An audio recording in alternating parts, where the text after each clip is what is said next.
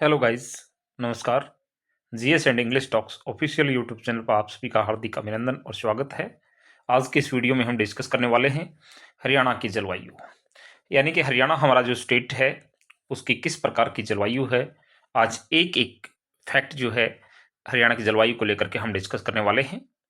अब तक हमने अलग अलग जो है टॉपिक के माध्यम से कुछ ऑब्जेक्टिव टाइप क्वेश्चंस को डिस्कस किया है। यदि आपने हमारी वीडियोस नहीं देखी हैं तो चैनल पर जाकर के देख लीजिएगा।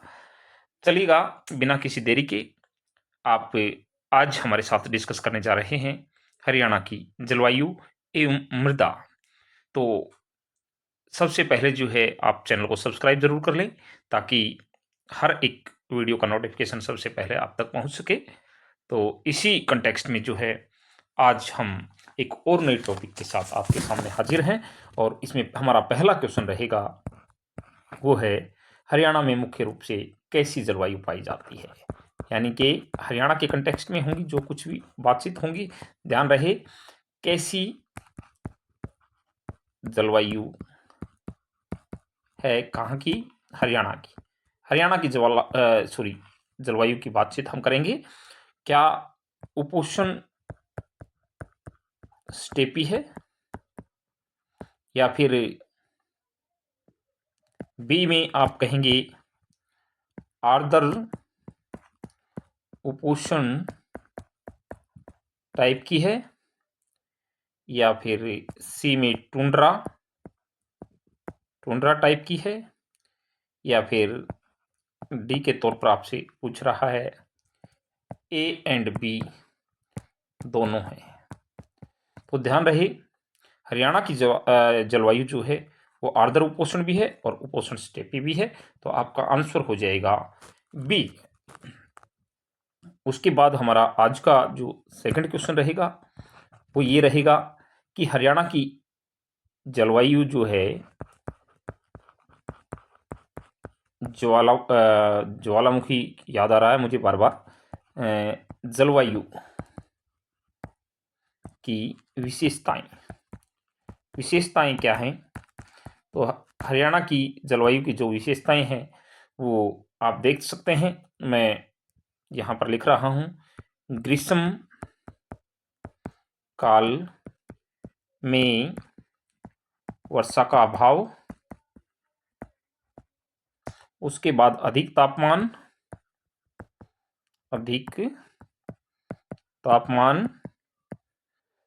फिर कहेंगे आप शीतकाल में निम्न तापमान, और फिर कह रहा है 4 नंबर पर आपको उपर्युक्त सभी। तो आपका आंसर जो है ये रहेगा, हरियाणा की जो जलवायु है ग्रीष्म काल में जो है वर्षा का अभाव रहता है इसमें, और अधिक तापमान यहाँ पर रहता है, और शीतकाल में निम्न तापमान रहता है। ये सारे की सारी जो है विशेषताएं हरियाणा की जो जलवायु है उसकी हैं। उसके बाद क्वेश्चन नंबर 3 की तरफ हम बढ़ेंगे और उसमें कह रहा है, यहाँ पर भी आपसे हरियाणा की जलवायु की विशेषताएं और पूछेगा कुछ, क्योंकि वहाँ हम 3-4 डिस्कस कर चुके हैं, उन्हीं में एड ऑन कर लें आप। हरियाणा के कंटेक्स्ट में ही बातचीत है जलवायु की विशेषताएं। तो जलवायु की विशेषताएं हरियाणा के अंदर रहेंगी वो हैं, क्या ग्रीष्म काल में उच्च तापमान और वाष्पीकरण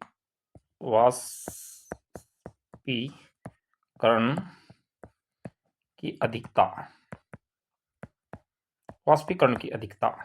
तो ये दोनों के दोनों जो हैं विशेषताएं हैं, क्योंकि सी में आपको बना करके बता देगा ए एंड बी, और आंसर आपका ये हो ही जाएगा जो है ए एंड बी।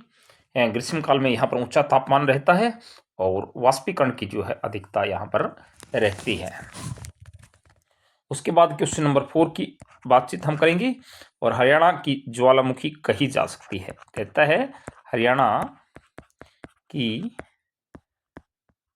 सॉरी, जलवायु, ज्वालामुखी बोल रहा हूँ, सॉरी, जलवायु कही जा सकती है, कही जा सकती है। कैसी कही जा सकती है कि क्या ये आर्द्र है, क्या ये आर्द्र और अर्ध मरुस्थलीय है, आर्द्र और अर्ध मरुस्थलीय। और सी में कह रहा है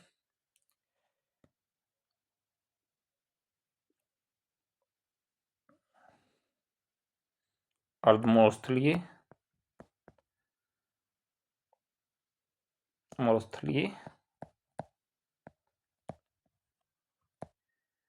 तो ये आप कह सकते हो कि आर्द्र तथा अर्ध मरुस्थलीय, आर्द्र और अर्ध मरुस्थलीय जो है हरियाणा की जलवायु है। इसका आंसर ये रहेगा। क्वेश्चन नंबर 5 में हम जाएं तो हरियाणा के उत्तरी भाग में किस प्रकार की जलवायु है? हरियाणा के उत्तरी भाग में किस प्रकार की जलवायु है? आपसे क्वेश्चन कर रहा है और यहां पर आप कहेंगे कि हरियाणा का जो उत्तरी भाग है वहां की जलवायु क्या अर्ध आर्द्र जलवायु है?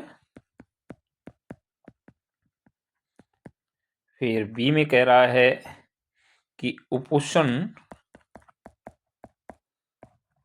आर्द्र है। सी में कह रहा है शीतोष्ण, सॉरी, शीतोष्ण आर्द्र है, सॉरी, आर्द्र है। और फिर डी में कह रहा है आर्द्र सदाबहार, आर्द्र सदाबहार। तो हरियाणा की जो जलवायु है उत्तरी भाग में वो उपोष्ण आर्द्र है, ये बात आप ध्यान रखेंगे। क्वेश्चन नंबर 6 की तरफ हम बढ़ेंगे और पूछ रहा है कि हरियाणा की जलवायु, हरियाणा की जलवायु उपोष्ण कटिबंधीय शुष्क महाद्वीपीय क्यों है? कारण बताना है इसका आपको। तो आप कहेंगे कि हरियाणा जो है लैंड लॉक्ड, इसको भू आबद्ध कह सकते हो आप, प्रदेश है इस कारण से, या फिर हिमालय पर्वत से दूरी के कारण, से दूरी के कारण। उसके बाद आप कहेंगे समुद्र तट, तट से दूरी के कारण, या फिर नदियों की कमी के कारण, नदियों की कमी है यहाँ इस कारण से क्यों जो है उपोष्ण कटिबंधीय है। तो इसका आंसर आपका रहेगा समुद्र तट से दूरी के कारण जो है हरियाणा की जलवायु उपोष्ण कटिबंधीय है। उसके बाद हम आगे बढ़ते हुए डिस्कस करेंगे क्वेश्चन नंबर 7 को, और इसमें कह रहा है कि डॉक्टर व्लादिमीर मीर के जलवायु विभाजन में किस जलवायु का स्थान नहीं है? तो किसका नहीं है, कुछ जलवायु यहां पर बताई जाएंगी। उनमें पहली है उपोष्ण स्टेपी, बी की रहेगी आर्द्र उपोष्ण, सी की रहेगी ग्रीष्म मरुस्थलीय, और डी की रहेगी आपकी कोई नहीं, उपयुक्त में से कोई नहीं। तो ग्रीष्म मरुस्थलीय जो है वो नहीं बताई इन्होंने, और बाकी दोनों की दोनों जो है उपोष्ण स्टेपी और आर्द्र उपोष्ण दोनों जो है डॉक्टर व्लादिमीर के अनुसार जलवायु के जो है प्रकार बताए गए हैं। क्वेश्चन नंबर 8 की तरफ यदि हम बढ़ें, और इसमें कह रहा है डॉक्टर व्लादिमीर कोपेन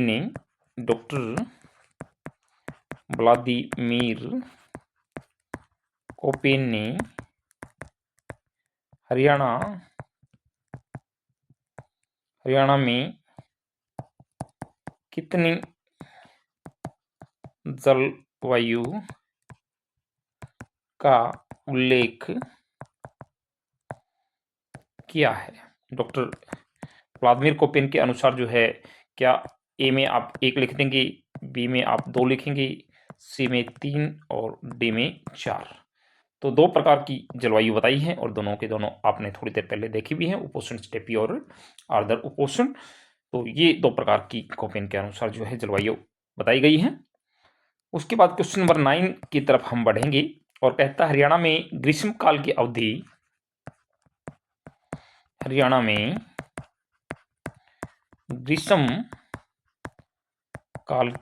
अवधि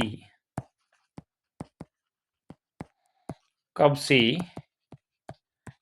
कब तक होती है। तो ए में है मार्च से जून, बी में है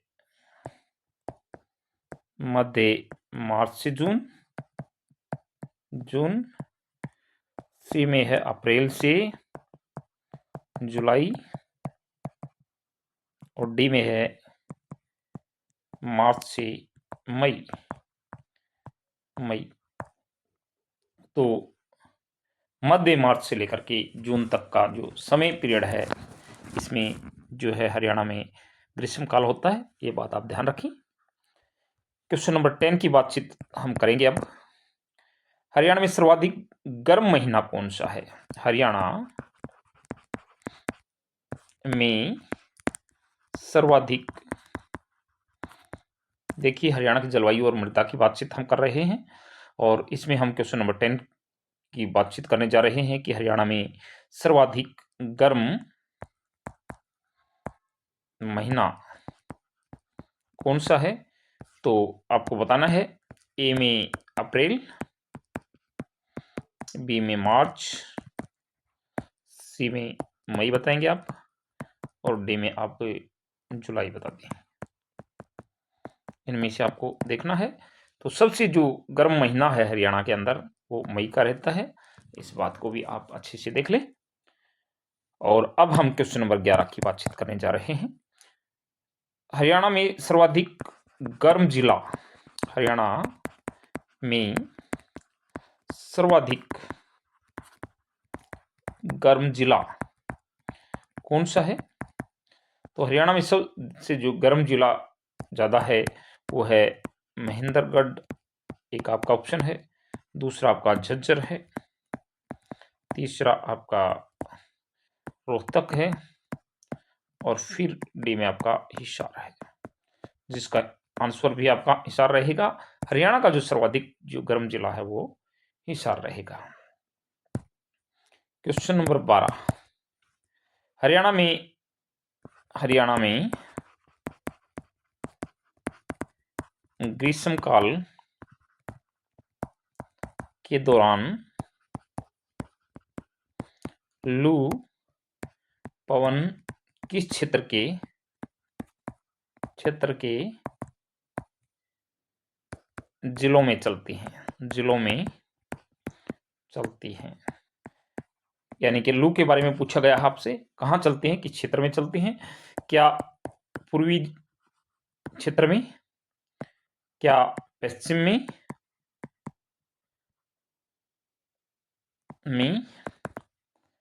क्या दक्षिण पश्चिम में, क्या मध्यवर्ती जिलों में। तो आपको बताना है, इसका आंसर रहेगा दक्षिण पश्चिम। जो साउथ जो है वेस्टर्न डिस्ट्रिक्ट्स हैं, या फिर जो इलाका है वहाँ पर जो है आप कहेंगे कि लू चलती है। और हाँ, फिर हम बढ़ते हैं क्वेश्चन नंबर 13 की तरफ। और इसमें कह रहा है कि हरियाणा में जुलाई से लेकर के मध्य सितंबर तक कौन सी ऋतु पाई जाती है। तो ऑप्शन है वर्षा ऋतु, बी में शीत ऋतु, सी में शिशिर ऋतु और डी में आपका रहेगा ग्रीष्म ऋतु। तो हरियाणा में जो जुलाई से लेकर के मध्य सितंबर तक जो ऋतु पाई जाती है वर्षा ऋतु होती है। ध्यान रहे इस दौरान जो है हरियाणा में वर्षा होती है। और फिर क्वेश्चन नंबर जो है हम 14 की बातचीत करेंगे। हरियाणा में शीतकाल कब से कब तक होता है।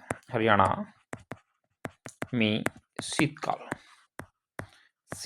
की बातचीत हरियाणा की कर रहा है कि कब से कब तक होता है। तो ये जो है ऑप्शन मैं आपके सामने रख रहा हूं, सितंबर से लेकर के अप्रैल,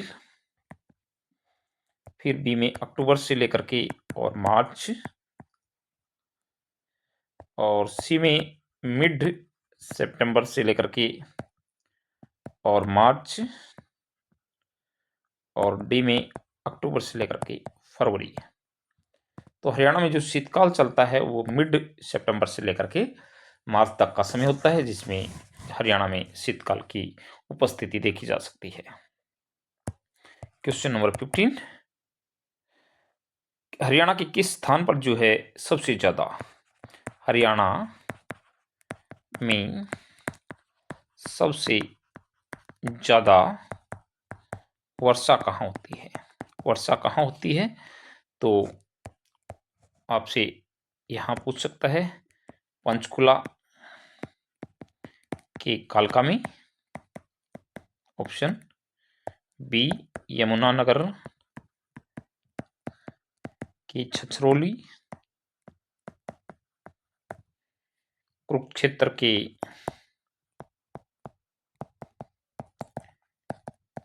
बानेश्वर, या फिर कोई नहीं, डी में कोई नहीं, उपयुक्त में से कोई नहीं। आंसर आपका रहेगा यमुनानगर के छछरौली में सबसे ज्यादा जो है हरियाणा में वर्षा होती है। अब न्यूनतम वर्षा जो है कहाँ होती है हरियाणा में। हरियाणा के क्वेश्चन नंबर आपका 16 रहेगा, हरियाणा के किस क्षेत्र में न्यूनतम वर्षा होती है। तो ऑप्शन में है उत्तर पश्चिम, बी में है उत्तर पूर्व, सी में है दक्षिण पूर्व और डी में है आपका दक्षिण पश्चिम। तो हरियाणा के दक्षिण पश्चिम में जो है सबसे कम यानी कि न्यूनतम वर्षा आप कह सकते हो होती है। उसके बाद क्वेश्चन नंबर 17 की बातचीत हम करने जा रहे हैं। सर्वाधिक वर्षा हरियाणा के किस भाग में होती है। हरियाणा के किस भाग में सर्वाधिक वर्षा होती है। तो हरियाणा का जो सबसे ज्यादा वर्षा वाला क्षेत्र है, क्या उत्तर पश्चिम है, क्या उत्तर पूर्व है, क्या दक्षिण पूर्व है, या फिर दक्षिण पश्चिम है।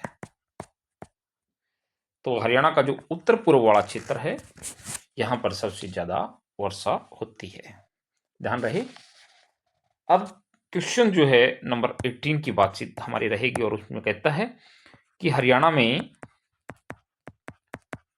पश्चिमी विक्षोभों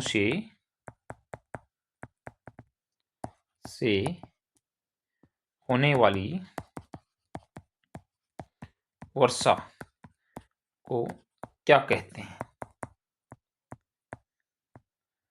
तो ए में मावट, बी में कोथली, सी में सिंगारा और डी में गिद्दा। तो आप कहेंगे मावट।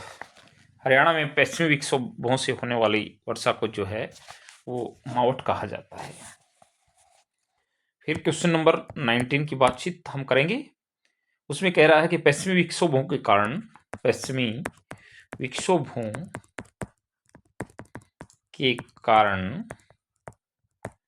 हरियाणा में किस ऋतु में वर्षा होती है? तो क्या ये ग्रीष्म ऋतु में होती है? ऋतु बी बसंत, सी आप कहेंगे शरद और डी कहेंगे आप शीत ऋतु। तो पश्चिमी विक्षोभों के कारण जो वर्षा होती है हरियाणा में, आप ध्यान दें, वो शीत ऋतु के कारण होती है। उसके बाद हम क्वेश्चन नंबर जो है 20 की बातचीत करने जा रहे हैं। और क्वेश्चन नंबर 20 में पूछा गया है कि हरियाणा में जुलाई से सितंबर, यानी कि जुलाई से सितंबर तक किन पवनों द्वारा वर्षा होती है? तो वो रहेगा आपका पछुआ, बी रहेगा आपका व्यापारिक, सी रहेगा अपना जो है दक्षिण पश्चिम मानसून और डी रहेगा आपका पश्चिमी विक्षोभ। तो हरियाणा के अंदर जो वर्षा होती है जुलाई से लेकर के सितंबर के दौरान, वो दक्षिण पश्चिम जो है विक्षोभों के द्वारा, यानी कि मानसूनी पवन जो होते हैं उनके द्वारा बारिश होती है हरियाणा में। उसके बाद क्वेश्चन नंबर 21, हरियाणा प्रदेश में वर्षा का वार्षिक वितरण। हरियाणा में जो है वर्षा का वार्षिक जो वितरण है वो कितना है, ये पूछा गया है। तो ए में आप कहेंगे 20 से 30 सीएम, बी में 60 से 80 सीएम, सी में 40 से 60 सीएम और डी में आप कहेंगे 70 से 90 सीएम, यानी कि सेंटीमीटर। तो इसका आंसर रहेगा आपका 40 से लेकर के 60 सेंटीमीटर के बीच में हरियाणा में वार्षिक वर्षा होती है। ये बात भी आप ध्यान दें। क्वेश्चन नंबर 22 की बातचीत हम करने जा रहे हैं और इसमें पूछ रहा है कि हरियाणा में शीतकाल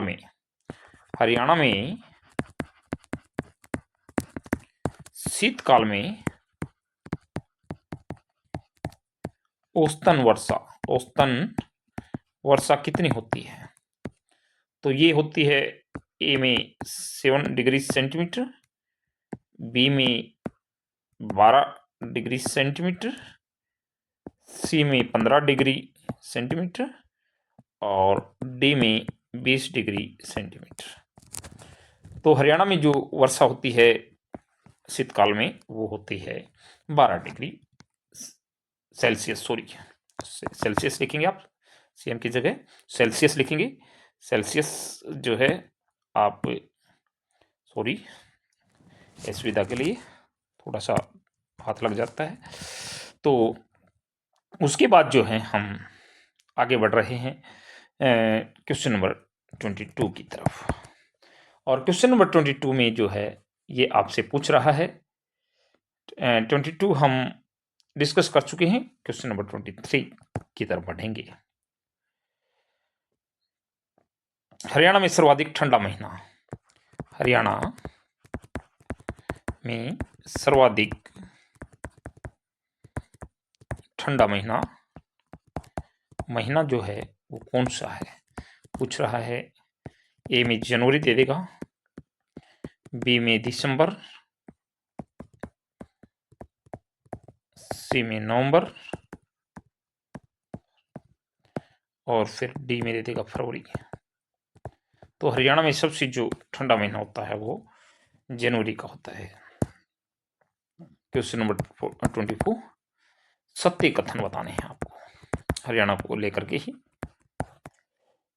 पूछ रहा है कि हरियाणा दोनों ही मानसूनों से वर्षा का पूरा लाभ पाता है, क्या ये सच है? तो ये है, हरियाणा दोनों ही मानसूनों से वर्षा का पूरा लाभ पाता है। दूसरा कह रहा है यहाँ की जलवायु मुख्यतः आर्द्र है। सी में कह रहा है यहाँ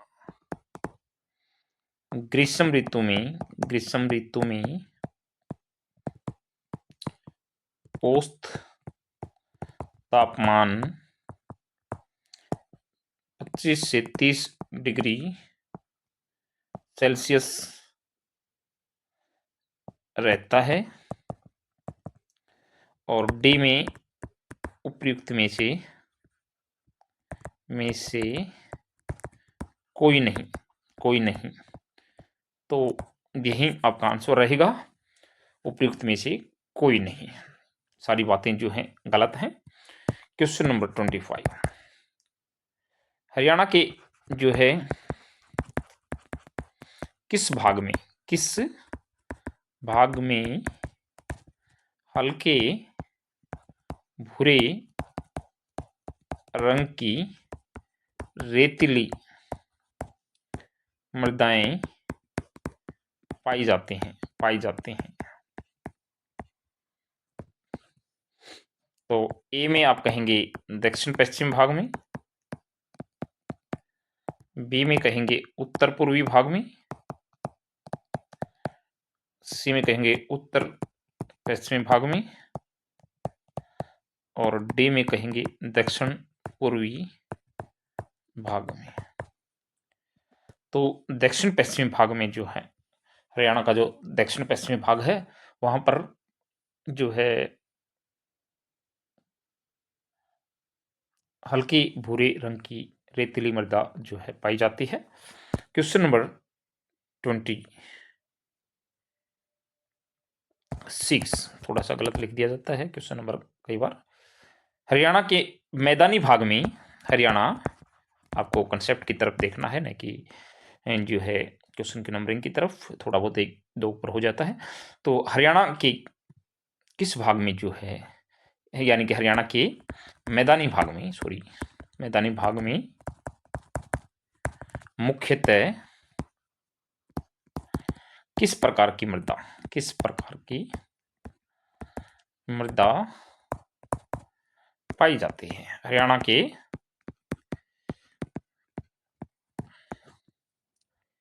मैदानी भाग में? तो ए में कहेंगे आप पीले भूरे रंग की उपजाऊ मृदा, पीले जो है भूरे रंग की उपजाऊ मृदा। दूसरे में आप लिखेंगे पथरीली मृदा।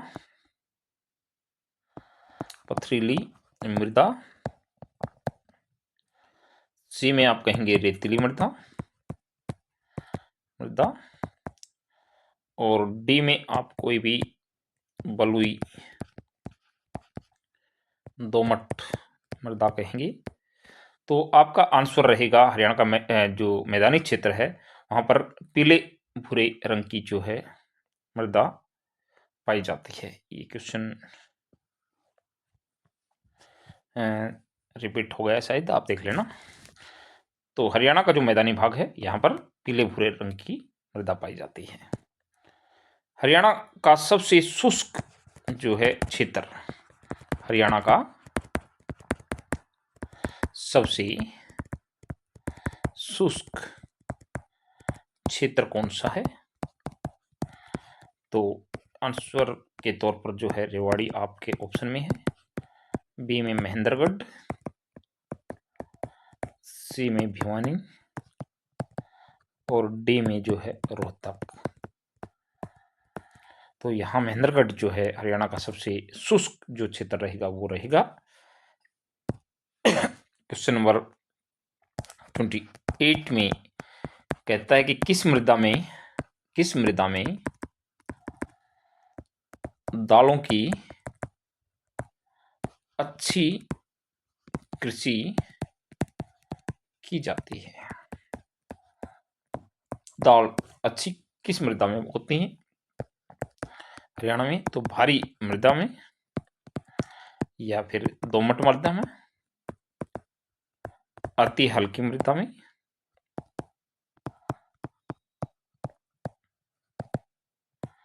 या फिर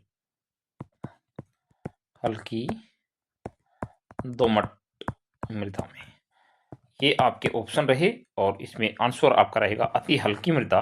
इसके अंदर दाल जो है बहुत अच्छी से बनती है। क्वेश्चन नंबर 29, किस प्रकार की मृदा को हरियाणा में रोसली, बहुत ही इंपॉर्टेंट क्वेश्चन है, रोसली कहा जाता है? तो ए में हल्की मृदा जिसके अंदर दाल बनती हैं, अति हल्की होती है। बी में मध्यम मृदा, सी में गिरिपादीय दोमट मृदा और डी में भारी दोमट मृदा। तो ये जो हैं सारी चीजें, तो रोसली जो है जो कहा जाता है वो हल्की मृदा को कहा जाता है। रोसली जो कहा जाता है वो हल्की मृदा को कहा जाता है, इस बात को आप ध्यान रखें। अब तक हम 29 क्वेश्चंस को डिस्कस कर चुके हैं और क्वेश्चन नंबर 30 की तरफ हम बढ़ने वाले हैं। क्वेश्चन नंबर 30 में पूछ रहा है आपसे कि हरियाणा के मध्यवर्ती भाग में कौन सी मृदा पाई जाती है? तो मध्यवर्ती भाग है हरियाणा का, वहां पर कौन सी मृदा पाई जाती है? तो आप कहेंगे ए में दोमट, बी में बलुई, सी में चिकनी और डी में रेतीली। तो इसका आंसर आपका जो हो जाएगा वो दोमट मृदा, हरियाणा के मध्यवर्ती भाग में जो पाई जाती है वो दोमट मृदा पाई जाती है। क्वेश्चन नंबर 31 में पूछ रहा है कि भारी मृदा किस फसल के लिए उत्तम मानी जाती है? भारी मृदा जो है किसके लिए? तो आपके ऑप्शन रहेंगे ए में चावल के लिए, बी में आप कहेंगे मोटे अनाज के लिए, सी में कपास के लिए और डी में सभी उपयुक्त हैं इनके लिए। तो ध्यान रहे कि जो भारी मृदा है वो चावल के लिए भी, मोटे अनाज के लिए भी, कपास के लिए भी आंसर आपका उपयुक्त सभी हो जाएगा। उसके बाद आप कहेंगे कि क्वेश्चन नंबर 32 की बातचीत हम कर लें। कौन सी किस मृदा को हरियाणा में घर एवं कंघी कहा जाता है? तो ए में कह रहा है शिवालिक मृदा को, बी में गिरिपादीय मृदा, सी में चट्टानी और डी में सभी। तो ध्यान रहे गिरिपादीय जो मृदा है उसको हरियाणा में घर या कंगे कहा जाता है, ये बात आप ध्यान रखेंगे। क्वेश्चन नंबर 33 कि कौन सा भाग रेतीला है हरियाणा का? हरियाणा का कौन सा भाग रेतीला है? तो ए में आप पूर्वी भाग कहेंगे, बी में आप दक्षिणी भाग,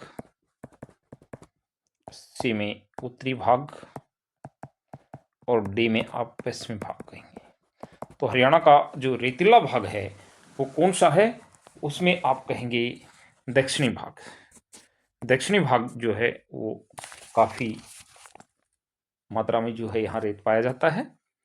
क्वेश्चन नंबर जो है 34 हम डिस्कस करने वाले हैं कि केंद्रीय मृदा लवणता अनुसंधान संस्थान,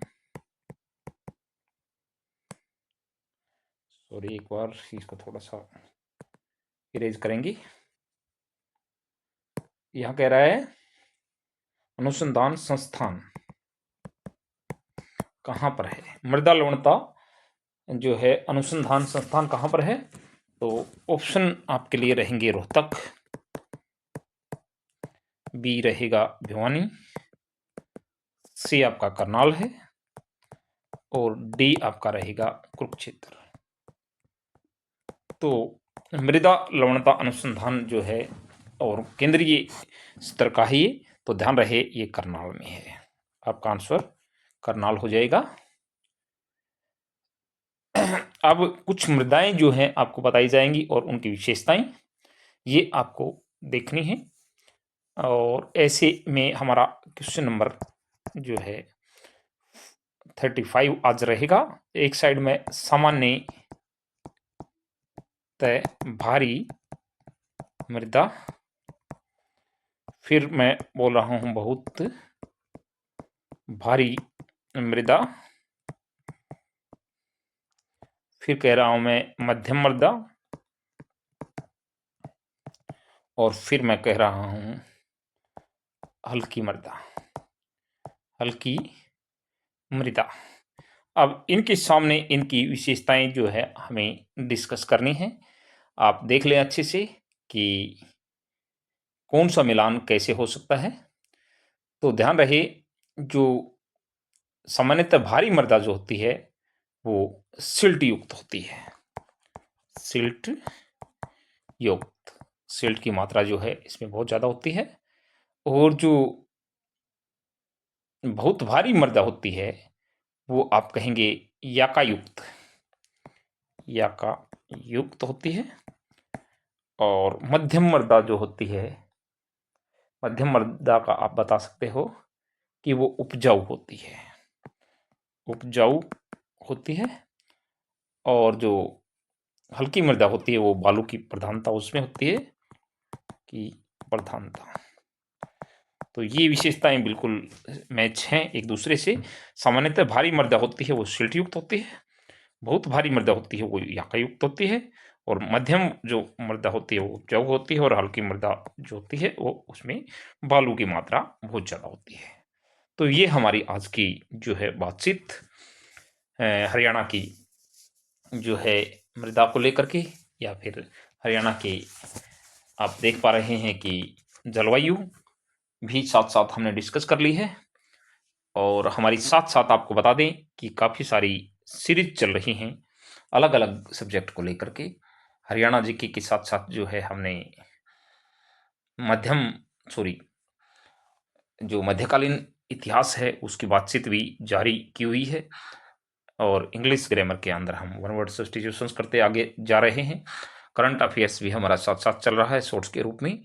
तो इन सभी चीज़ों को जो है आप हमारे साथ कनेक्टिविटी बनाते हुए और जो है इन चीज़ों को रिवाइज करते चलिएगा।